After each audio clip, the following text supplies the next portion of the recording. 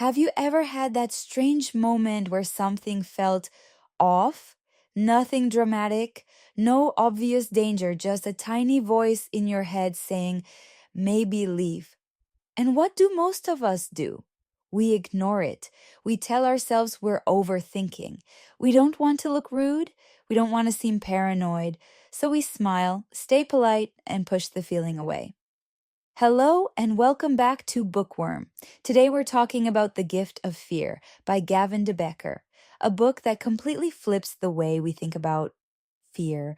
Most people believe fear is a weakness, something irrational, something embarrassing, something confident people don't feel. But according to de Becker, fear is actually one of the smartest systems your brain has. Your mind is constantly scanning your environment, tone of voice, body language, tiny inconsistencies in behavior, and it processes that information faster than your conscious thoughts ever could. That uncomfortable gut feeling you sometimes get, it's not random. It's your brain recognizing patterns before you can explain them. The strange part is that many dangerous situations don't happen because people miss the warning signs. They happen because people notice the warning signs and ignore them.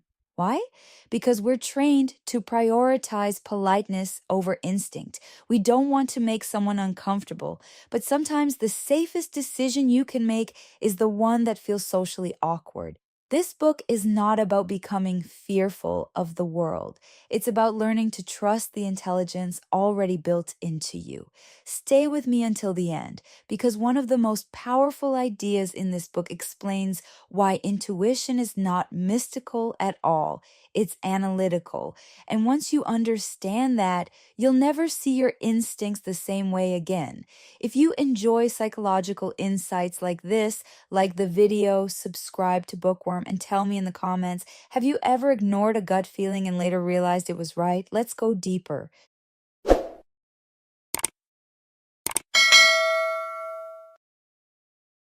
You know, every single one of us is born with this absolutely brilliant high-speed survival system.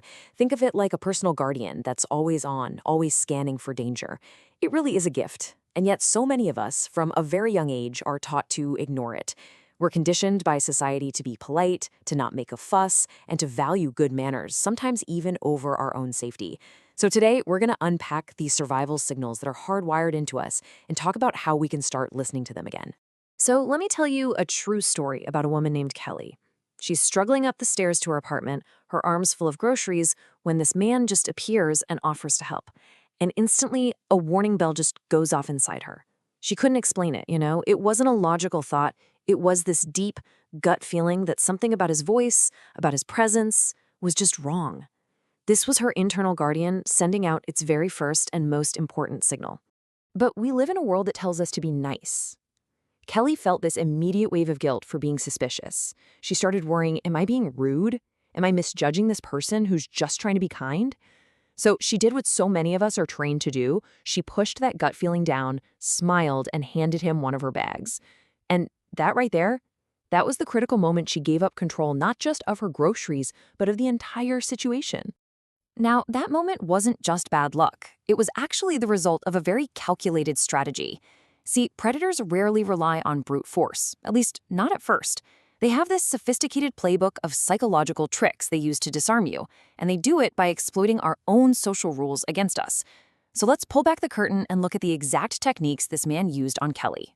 First up, a tactic called forced teaming. So as they're walking up the stairs, the man says, "We've got a hungry cat up there." Just listen to that word, we. So powerful and so manipulative. There was no we. They were complete strangers. But with that one little word, he creates this fake bond, this shared mission that just doesn't exist. It's an incredibly smart trick because it makes rejecting him feel like you're betraying a teammate. So then, when Kelly hesitates, he uses something called typecasting. He says to her, "There's such a thing as being too proud, See what he did there? It's a subtle insult, and it's designed to put you on the defensive. All of a sudden, Kelly isn't thinking about her safety anymore. She's thinking about having to prove that she's not too proud. And she gives in, not because she feels safe, but because she feels like she has to disprove this label he's just stuck on her. Next in the playbook is the unsolicited promise. When they get to her apartment door, Kelly's intuition is screaming at her, and she hesitates again. He sees her doubt, and what does he do? He immediately says, "I'll just put this stuff down and go. I promise." Now, a promise might sound like a good thing, but here it's a giant flashing red light. Think about it.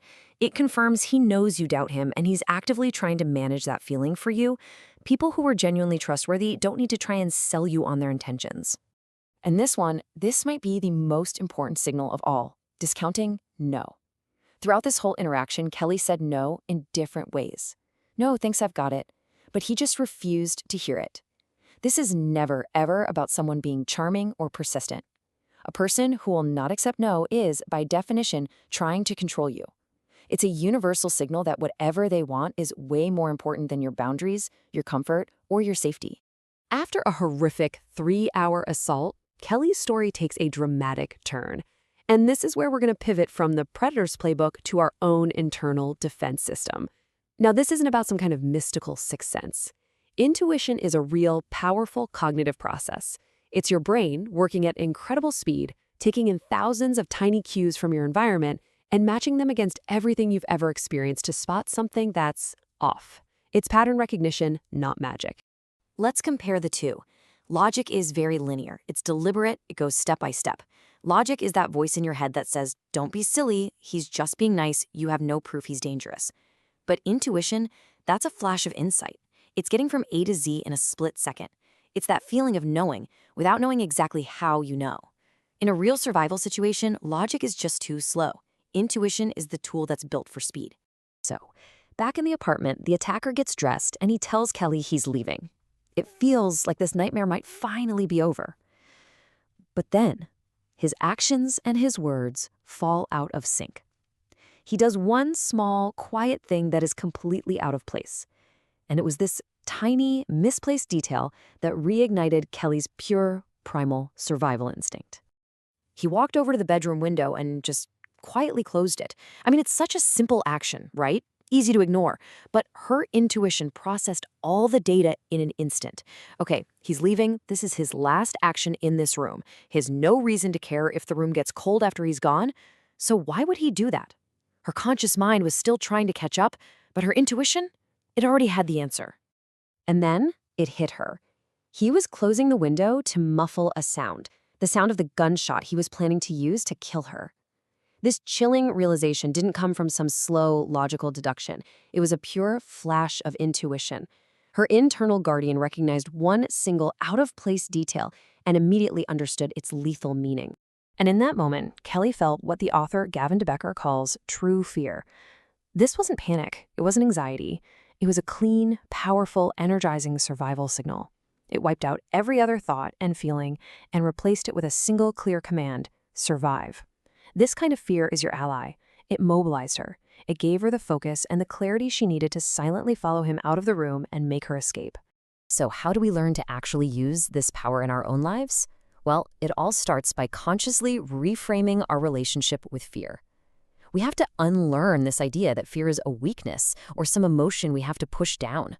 We need to start seeing it for what it truly is: an intelligent, protective, and life-saving gift.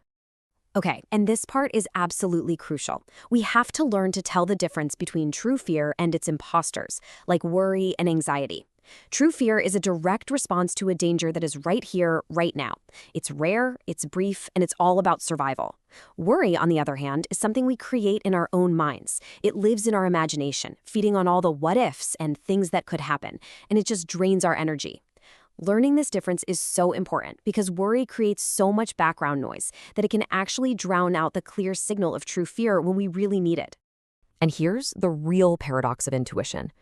Trusting it doesn't mean you become more fearful or paranoid. It actually means the exact opposite. When you have real confidence that your internal alarm system is online and working, you don't have to waste all that energy being on high alert all the time. You can actually relax into a state of calm awareness, knowing that you'll get a notification if something is genuinely wrong. So what's the biggest takeaway from all of this? If there's one thing to remember, it might just be these 5 simple words. No is a complete sentence. It's not the start of a negotiation, it is the end of one. It doesn't need an explanation, it doesn't need a justification, and it certainly doesn't need an apology. Learning to say it and learning to trust that powerful intuition that tells you when to say it, that is one of the most effective safety tools you will ever have. It's the gift you give to yourself. One of the strangest things about fear is that we spend most of our lives trying to eliminate it. We want to feel confident, calm, in control. Fear feels like the opposite of those things, but the gift of fear suggests something uncomfortable. Sometimes the calmest person in the room is the least aware. Fear is not the enemy, it's information. Think about how quickly your brain processes signals. A change in someone's tone, a strange pause in conversation, a behavior that doesn't match the situation.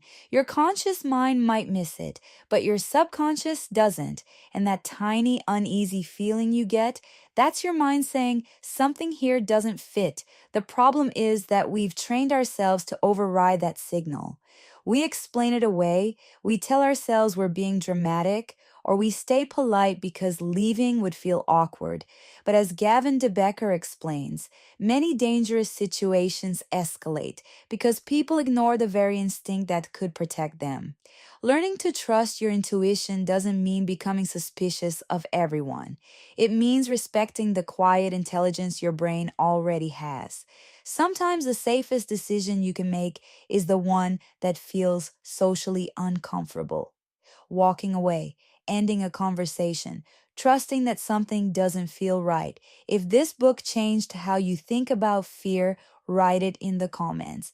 Have you ever had a moment where your instincts warned you before anything obvious happened?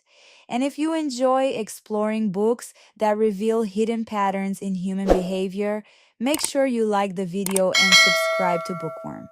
There are many more powerful ideas ahead. Until next time, listen carefully to that quiet voice in your mind. It might know something before you do.